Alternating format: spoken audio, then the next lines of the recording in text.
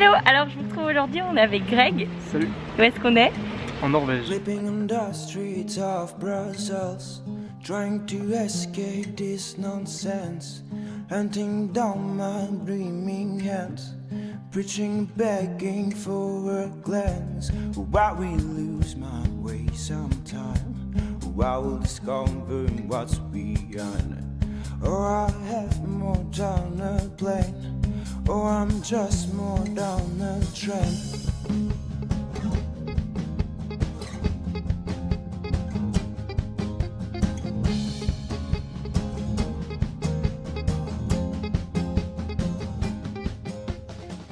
Bonjour tout le monde, j'espère que vous allez bien. Je vous retrouve aujourd'hui pour faire une petite vidéo sur la Norvège. Je veux vous faire un petit récap un petit peu de ce que j'ai fait là-bas, de vous mettre quelques petites images et aussi de vous donner un petit peu mes conseils et mes recommandations. Donc je suis partie pendant 11 jours avec mon petit frère. On est parti à Oslo, à Bergen et à Stavanger, qui sont donc 3 villes dans le sud de la Norvège. On n'avait pas vraiment le temps d'aller dans le nord. On a commencé d'abord par Oslo. Vous pouvez largement faire le tour en 2-3 jours. Je dirais 3 jours si vous voulez vraiment avoir le temps de faire plusieurs choses, de faire des musées, etc. Nous on a eu 2 jours et on a eu vraiment assez. Le jardin botanique était super mignon et on a aussi été à un jardin, je sais plus, de toute façon je vous mettrai tout l'itinéraire dans la barre d'informations. C'était un jardin assez connu avec plein de sculptures, etc. Il y avait pas mal de monde, c'était assez sympa. Je vous conseille de faire tout ça en vélo s'il fait beau, parce que les vélos ne coûtent que 5 € par jour environ. C'est une application que vous devez mettre sur votre téléphone et c'est un peu comme, les city bikes, les villes que vous pouvez prendre à des bornes et vous devez les remettre à chaque fois. Ça coûte 5 € par jour et franchement on s'est vraiment trop éclaté. On a fait je crois en tout 4 heures de vélo dans la journée parce qu'on se baladait vraiment que avec ça. C'était vraiment super chouette et voilà, Oslo c'est assez plat, donc au niveau du vélo et tout c'est vraiment top. Qu'est-ce qu'on a fait aussi? On est allé boire un verre avec une amie de Finlande qui habite à Oslo. Je vous reprendrai les recommandations à la fin, mais je ne vous conseille pas trop d'aller boire des verres, surtout le long de l'eau sur les fjords en Norvège, parce que ça coûte ça coûte une fortune. Je crois que c'était genre 5 € le coca, 10 € la Corona, un truc comme ça. Et le deuxième jour on est parti sur des îles. À Oslo il y a plusieurs îles en fait, je crois qu'il y en a en tout une vingtaine. Vous pouvez prendre ces petits bateaux pour aller jusqu'aux îles, comme les tickets de bus, de train, etc. que vous prenez dans la ville. Donc c'est assez pratique.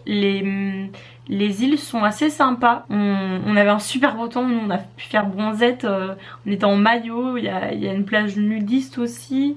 Il y a de quoi faire de la bronzette, il y a de quoi faire des barbecues, pas mal de choses sympas. Donc ça c'était assez chouette. De là on a pris un train pour aller jusqu'à Bergen. Vous avez la Norvège, il y a Oslo qui est tout à fait à droite et Bergen qui est tout à fait à gauche. Nous on a pris un train qui allait de Oslo à Bergen, donc on a traversé tout le pays en fait de manière horizontale. C'était pendant 7-8 heures, je sais plus exactement comment. Une des plus belles routes que j'ai jamais faites, franchement. Pendant tout le long j'étais en train de regarder par la fenêtre en étant genre ouais c'est trop beau. Vous voyez de la neige alors qu'il faisait 30 degrés, vous voyez vraiment des montagnes, il y a vraiment des toutes petites maisons. Les maisons norvégiennes, les maisons norvégiennes j'adore. C'est des petites maisons en bois de plein de couleurs différentes, etc. Trop mignon, et vous avez tout le temps des petites maisons un petit peu paumées dans tous les coins, donc c'est vraiment super. Et donc voilà, je recommande vraiment ce trajet. Je crois qu'il nous a coûté aux alentours de 140 € par personne en tarif étudiant. Et là on est arrivé à Bergen. Bergen c'est la deuxième ville la plus grande de Norvège, mais ça fait quand même ambiance petit village. C'est une ville qui est entourée de montagnes, c'est splendide, c'est vraiment magnifique. Quand le soir on est arrivé à Bergen, on est directement allé à notre logement, qui était un logement couchsurfing. Ça je vous en reparlerai un petit peu. C'était la première fois que je faisais du couchsurfing. J'avais déjà l'application depuis environ 1 an, mais j'étais jamais restée chez quelqu'un et c'était notre première expérience et c'était vachement chouette. Donc on est resté chez Ayoub, qui est il est marocain français je crois, et il était en Norvège depuis 3-4 ans pour le travail. Et il était super sympa. Donc voilà, notre vrai premier jour à Bergen. On a fait une petite randonnée du mont Fløyen. C'est en fait le le truc touristique de base.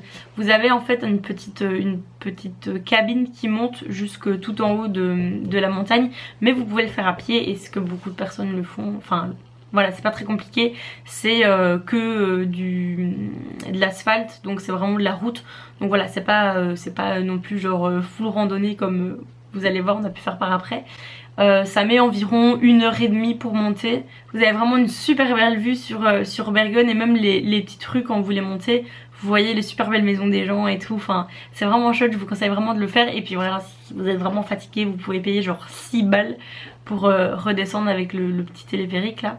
Mais ça vaut vraiment le coup. C'est assez sympa, du coup ça vous prend ouais 1h30 pour monter, peut-être 3/4 d'heure pour descendre, une demi-heure sur place.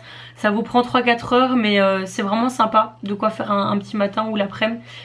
Après on s'était baladé dans le centre de Bergen, super sympa, c'est mignon, il y a de quoi voir. Moi je voulais voir l'université parce que j'ai moyen de faire un Erasmus là-bas. Donc voilà, de quoi marcher. Il n'y a pas énormément de choses à visiter à Bergen non plus. C'est la deuxième plus grande ville de Norvège, mais ça reste quand même assez petit. Cela dit, voilà, il y a des coins qui sont super sympas à visiter, les petites maisons, les petites rues qui sont vraiment adorables, donc ça c'est sympa. Et les transports sont vraiment chouettes, vous avez des trams jusqu'à 1h du matin, donc voilà, si vous n'êtes pas exactement dans le centre, nous on était à quand même une demi-heure de tram du centre, il y a vraiment pas de souci, c'est super bien desservi, c'est super safe, et donc voilà, ne prenez pas forcément quelque chose dans le centre parce que ça coûte une blinde. Et on avait aussi fait le port Bruggen là, Bryggen, je sais pas comment on dit, et le Fish Market qui sont deux trucs très très touristiques, les petites maisons des différentes couleurs, etc. C'est très très connu. Voilà, le deuxième jour, je sais plus exactement ce qu'on a fait. Je sais qu'on avait marché pour aller voir où allait naître notre ferry du jour d'après. On s'était encore un peu baladé dans la ville. On avait fait un petit peu bronzette. On avait invité au resto Ayoub et on était allé voir le coucher du soleil sur le port aussi. C'était assez sympa. Ensuite, le jour d'après, nous sommes allés vers Stavanger. Stavanger, c'est une petite ville qui est en dessous de Bergen. Donc on est allé en ferry, ça nous a pris environ 5 heures. Le ferry, je crois qu'on a payé aux alentours de 70 € pour 2 personnes, donc c'est environ 35 € par personne, c'est pas très très cher. Mais voilà, c'était super confortable, ça durait 5 heures, il y avait des paysages magnifiques. Parce que vous êtes vraiment dans les fjords, donc splendide, vraiment splendide. Moi je suis allée dehors comme ça et j'ai regardé, il y avait plein de vent, mais c'était vraiment magnifique. Je vous conseille vraiment de prendre le ferry si vous allez de Bergen jusqu'à Alesund ou jusqu'à Stavanger, parce que ce sont des villes qui sont sur la côte. Vraiment prenez le ferry. Nous pour le retour on était allés en bus quand même, mais vraiment prenez le ferry parce que, enfin sauf si vous avez peur de l'eau et tout, mais ça vaut vraiment le coup parce que c'est vraiment magnifique. On est arrivé à Stavanger, là renseignez-vous bien aussi parce qu'en fait il y a deux ports à Stavanger. En fait on vous amène pas du tout à celui qui est dans la ville, on vous amène à celui qui est beaucoup plus loin avec tout ce qui est industriel et tout, et en fait vous n'avez pas de transport en commun à partir de là-bas. Il y a juste des bus pour lesquels vous pouvez louer, enfin vous pouvez acheter vos tickets à l'avance. Nous on s'était dit YOLO, on verra, on prendra un bus sur place. Au final en fait on est arrivé, il y avait rien, il y avait que les taxis. Vous imaginez bien le prix des taxis en Norvège. Du coup mon frère et moi on a avancé, on a levé notre petit pouce, et après la deuxième voiture on avait déjà été pris par un Norvégien super sympa qui était avec son fils, et ils nous ont conduits jusque dans le centre de Stavanger, donc trop bien, refait. On a économisé sûrement 40 balles de bus ou 200 balles de taxi. Voilà, n'hésitez pas à faire du stop. La Norvège, les gens sont adorables, je me suis jamais sentie unsafe ou quoi, donc vraiment la Norvège vous devez pas hésiter. Après les Norvégiens sont un petit peu timides, donc c'est possible qu'ils vous prennent pas, mais nous voilà, la deuxième voiture c'était, on a déjà été pris, donc voilà, n'hésitez pas à faire du stop. Sinon qu'est-ce qu'on a fait à Stavanger le premier vrai jour? Il faisait dégueulasse, il faisait vraiment dégueulasse, c'était notre premier jour dégueulasse de tout le séjour. On a fait le musée du pétrole et le musée des fish canning, enfin c'est comment en fait ils mettent les sardines en canne. Quand je dis comme ça vous pouvez vous dire mais what the fuck, la meuf elle est à un musée de sardines. C'était super intéressant, c'est super chouette. En plus ils vous font goûter des petites sardines fumées etc, c'était super sympa. Et après on s'est baladé pareil dans le centre, on est allé à l'office du tourisme pour acheter des tickets pour le lendemain, parce que le lendemain on a pris 45 minutes de bus, 45 minutes de bus et 30 minutes de ferry environ pour faire la fameuse randonnée de la Pelpic Rock, qui est une randonnée qui est très connue, qui est très populaire, il y avait beaucoup de gens qui y étaient. C'est une randonnée qui fait environ 4 heures en tout, ça dépend un petit peu votre allure. Et on vous dit que c'est une randonnée modérée, je dirais quand même, c'est quand même difficile. Il n'y a pas du tout de sol plat, c'est quasi que des rochers que vous devez à moitié escalader. Il y a beaucoup de... Faut pas trop avoir le vertige aussi parce que parfois vous longez des petits... bah ouais, la montagne en fait, donc parfois il y a des endroits qui sont un peu short, mais ça vaut vraiment le coup. Quand vous arrivez en haut, franchement, vous oubliez la souffrance que vous avez éprouvée pendant la montée parce que c'est vraiment splendide. Et même chaque endroit, enfin quand vous montez la montagne au fur et à mesure de la randonnée, même voilà, c'est vraiment magnifique. Nous on a mis 2 heures pour monter et je crois qu'on a mis 3/4 d'heure pour redescendre. Notez bien qu'il n'y a pas d'eau disponible sur le chemin. Moi je pensais qu'arriver en haut, vu que c'était le truc le plus populaire ever, le Pelpic Rock, il y a des millions de personnes qui y vont. En plus il y avait genre un Tom Cruise qui était allé quelques mois avant pour Mission Impossible et tout. J'étais genre il va y avoir blindé de monde. Je pensais qu'il y aurait des commerces et tout. En haut, que nenni, même pas une fontaine. Donc moi j'avais fini mon eau pour monter, j'ai dû redescendre, j'avais plus d'eau. Le seul magasin qu'il y a, tu payes genre 5 € ta bouteille d'eau. Génial. Donc voilà, prévoyez un max d'eau si vous le faites, mais ça vaut vraiment le coup. Et il y avait des gens avec des enfants et tout, donc il n'y a pas de souci. Le lendemain, on a pris un bus, donc on voulait un petit peu changer du ferry pour remonter vers Bergen parce que c'est là que notre avion partait. On est arrivé plus ou moins vers 17 h je dirais à Bergen. Et on devait rester en couchsurfing chez un Français qui en fait nous a légèrement posé un lapin.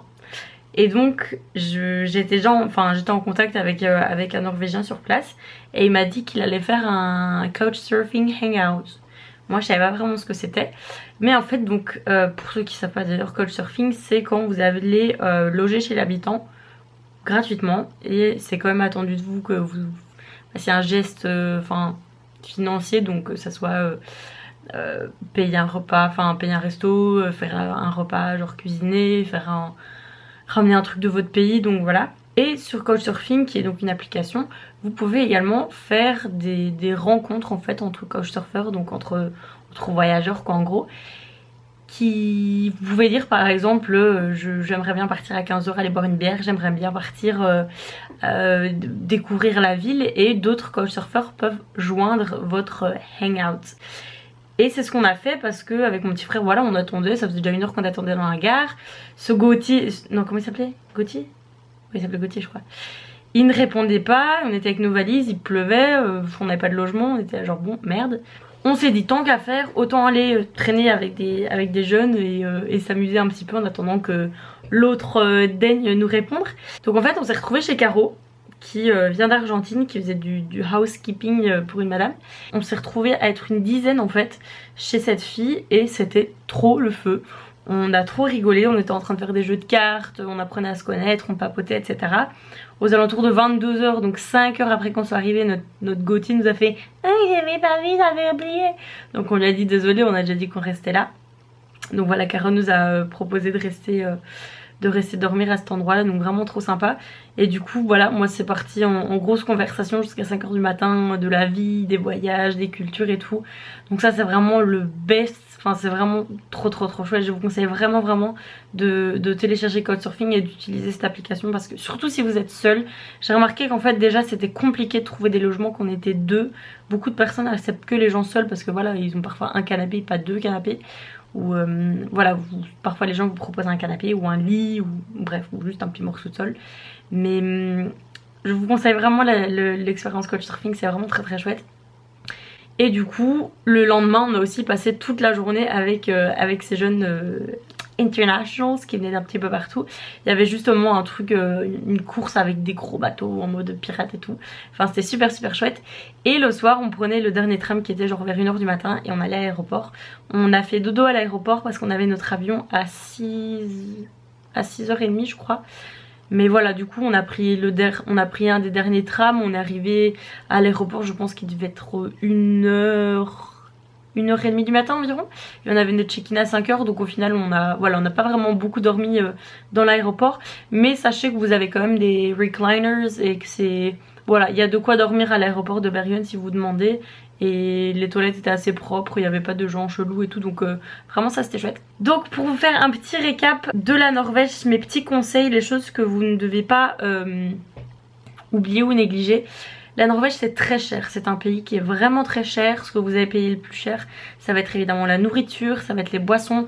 Si vous mangez ou vous achetez les choses out, ça va vous coûter un bal. Donc vraiment, je vous conseille de prendre donc soit couchsurfing chez une personne qui d'office aura une cuisine, soit Airbnb, soit à la limite une auberge de jeunesse qui a une cuisine. Mais je vous conseille pas du tout genre hôtel ou des trucs comme ça parce que déjà ça va vous coûter une blinde. Je crois qu'à Bergen une nuit d'hôtel c'est environ 100 € plus ou moins. Prenez quelque chose avec les cuisines, il y a moyen de vous démerder vraiment pour pas très cher.